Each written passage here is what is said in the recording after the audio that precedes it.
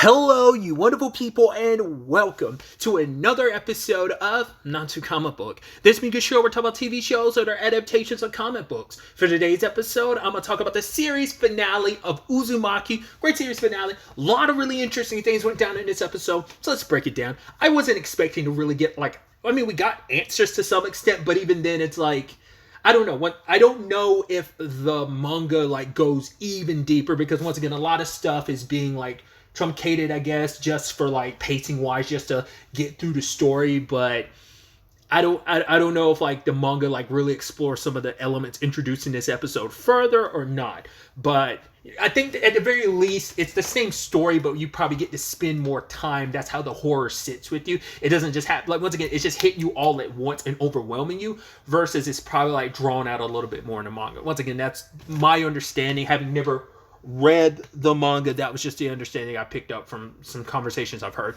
But either way, so we get introduced to a reporting TV report news crew coming to town and immediately getting their vehicle thrown off the road by a tornado, and the only survivor is the reporter Chie.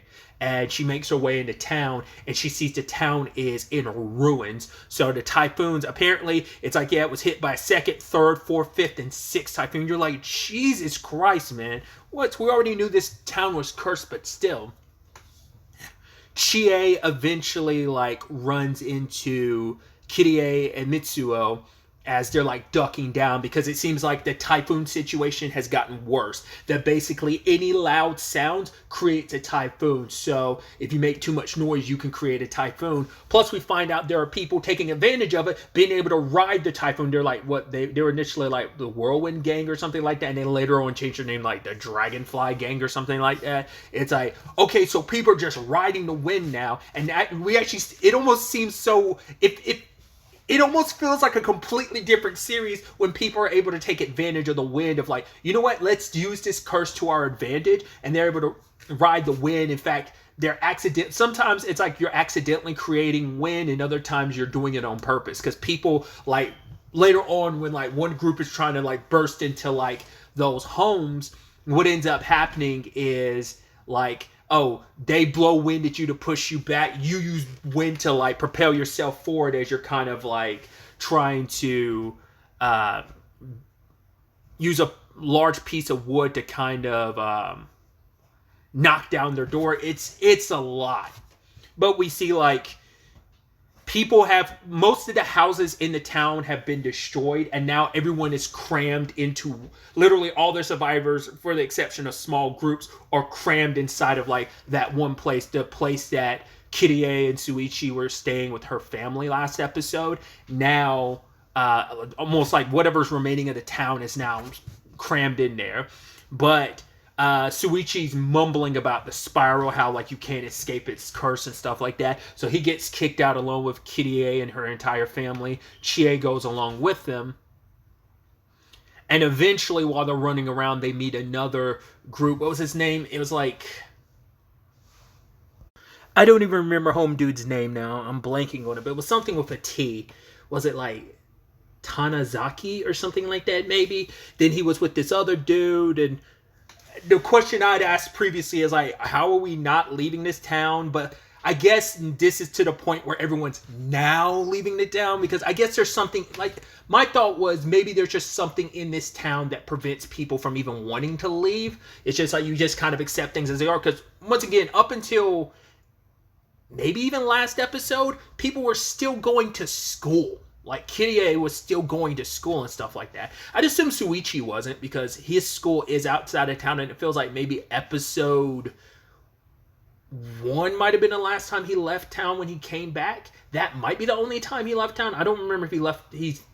Not that we can see. I think after his dad died, he pretty much stayed here the entire. Once again, he was staying, I think, also for Kirie and his mom, but also the spiral's drawing you into not want to leave. So, and anyone that gets drawn in either just straight up dies or gets drawn into the spiral until they die. But anyway, people have tried to make attempts to leave the town now, and well, you try to leave by like going through tunnels, but the roads start like spiraling to the point that it's like, yeah, if you keep going further, you're literally going to slide because it's bending and twisting.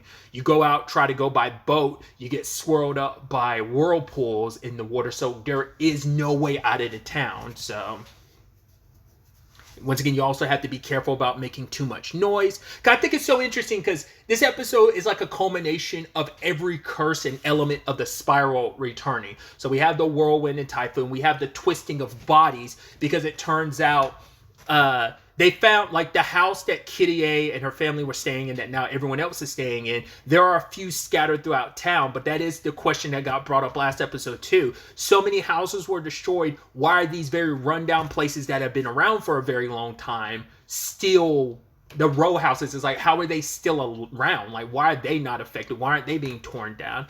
And we find out there's more to that, but there's a few scattered around, and ultimately the groups find, well, Kitty A's dad gets snatched up, but he was already kind of drowning in the curse because he was like wanting to get more pottery from the dragonfly pond.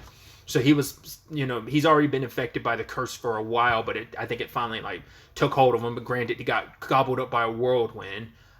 So did Kitty A's mom, but luckily she ended up being okay at first. She was just injured, so they had to kind of stay nearby to make sure she was okay. But either way, going back to the row houses and the conversation I was having about like all the curses coming back is like people in those row houses were so stuck together they started blending together like the couple from episode 2. And it's so interesting because I think the only curses that never like came back was the hair curse, because the only people that was ever affected by the spiraling hair curse, I mean, I guess arguably you could be like Suichi's mom, but she never, like, she shaved off her hair before, I guess, could even get to that because she was so fearful of the spiral.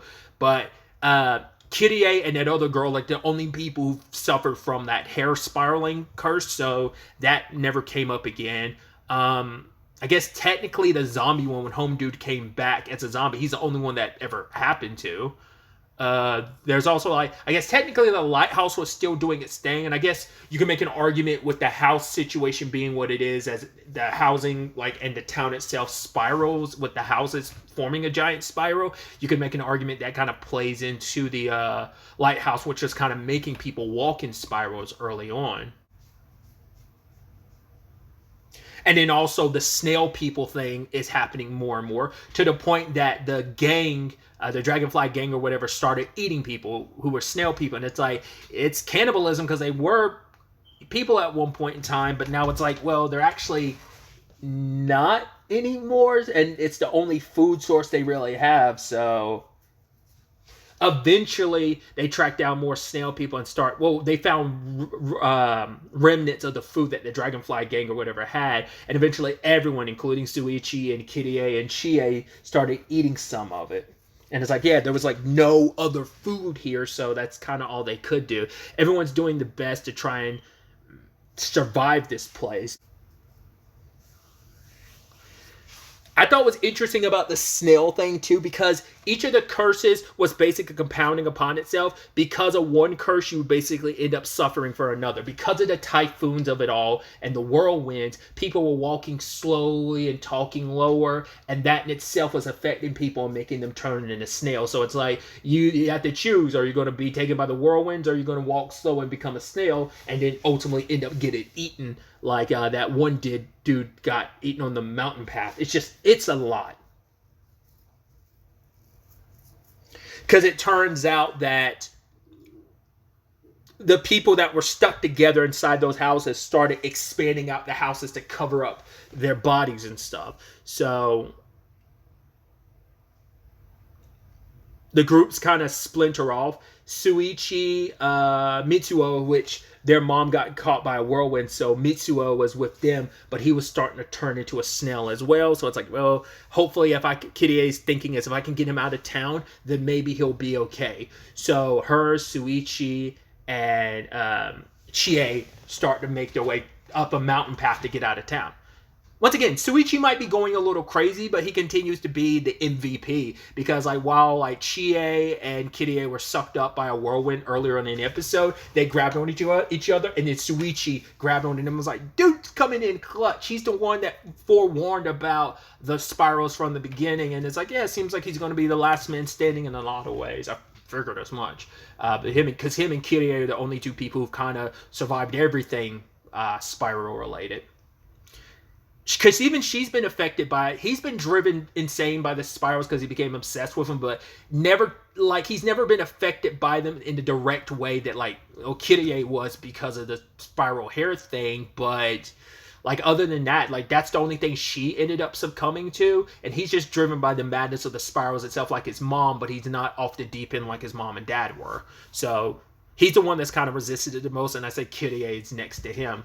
I'd make the argument that Kirie's mom was kind of in the same boat because she never fully submitted to the spirals like her husband did, and Chie was not affected as well. But either way, they go up the mountain path, and it turns out the mountain paths are swirling too because that trio followed them up the mountain path but ended up in the path in front of them. It's like, oh, well, we're going outside of town because this road leads there. He's like, no, we followed you up here and the road is leading this way. So it's like the paths are spiraling and connecting into themselves. So, and Chie was even the one that kind of pointed out, it's like, man, we're kind of, time feels like it's slipping through our fingers. One of the dudes turned into a snail, so they started eating him.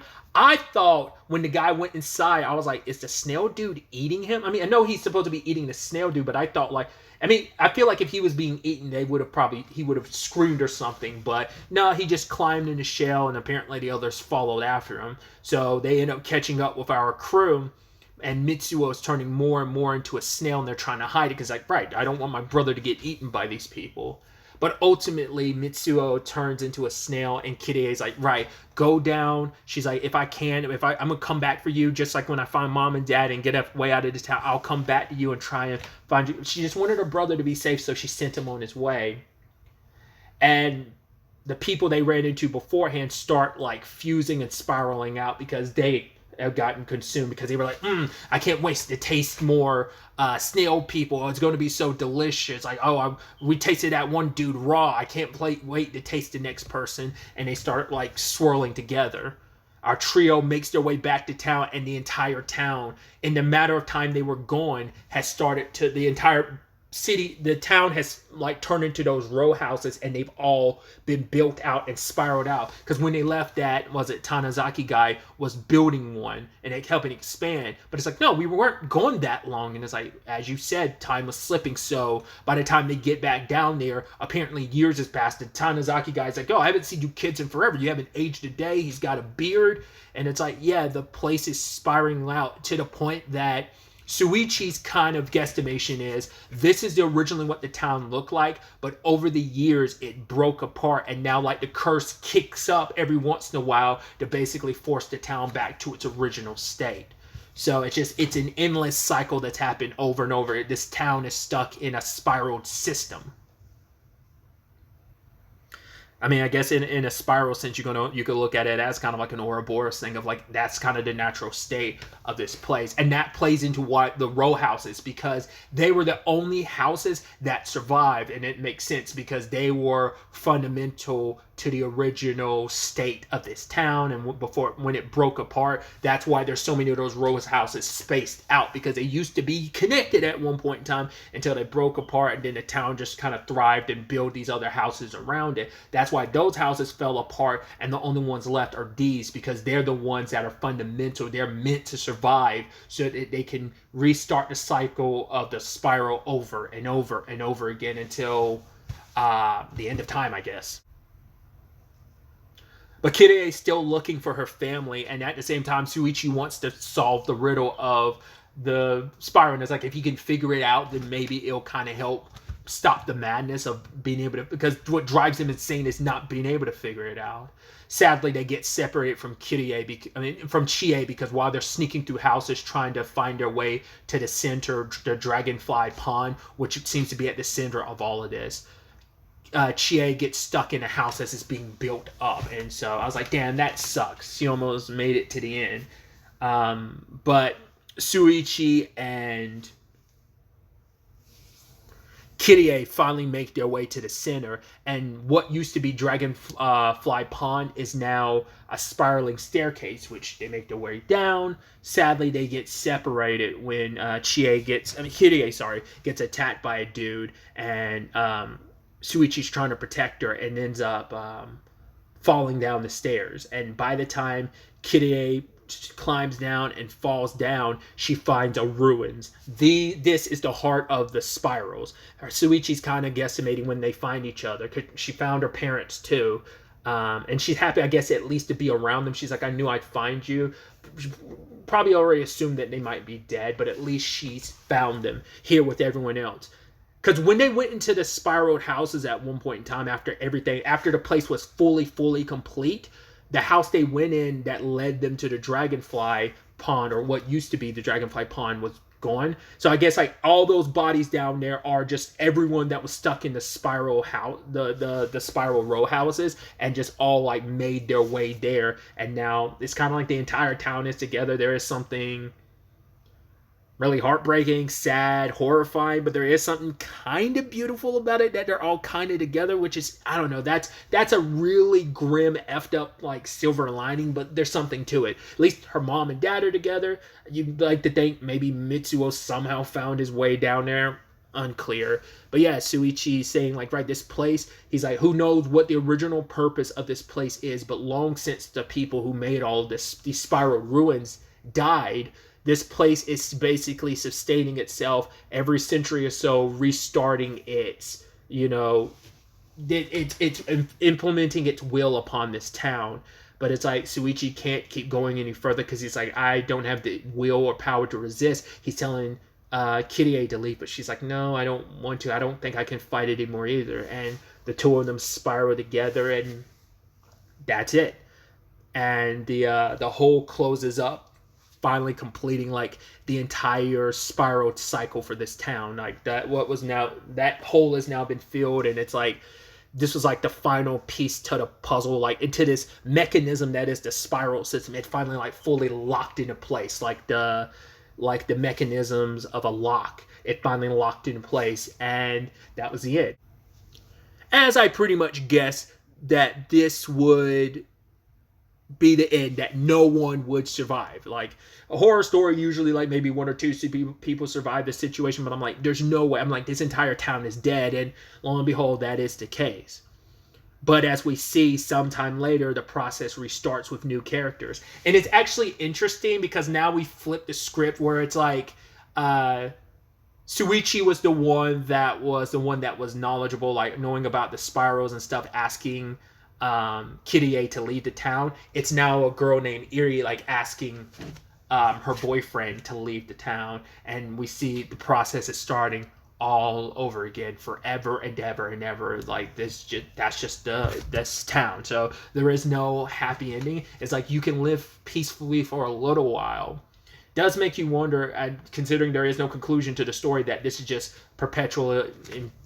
It's like this perpetually. There is no breaking of the cycle. You would think like a typical story, but I was about to say, I guess that would be a horror story in itself. Of we've got to break the cycle, and just when you thought you broke the cycle, it's like, oh good, it's all Gucci, and then you find out, nope, the system is continuing. It's kind of like a Final Destination thing. Just like when you think you beat death, it's like death is like, fuck you, and get you in the end. It's kind of that. It is kind of that same vein of like, you can't break the cycle no matter how much you try. You can't escape it. So that's what I'm saying. Like there's certain elements of like the spiral ruins and stuff like that. I doubt the manga went in as like explanation for that. There probably is no like, it just is what it is.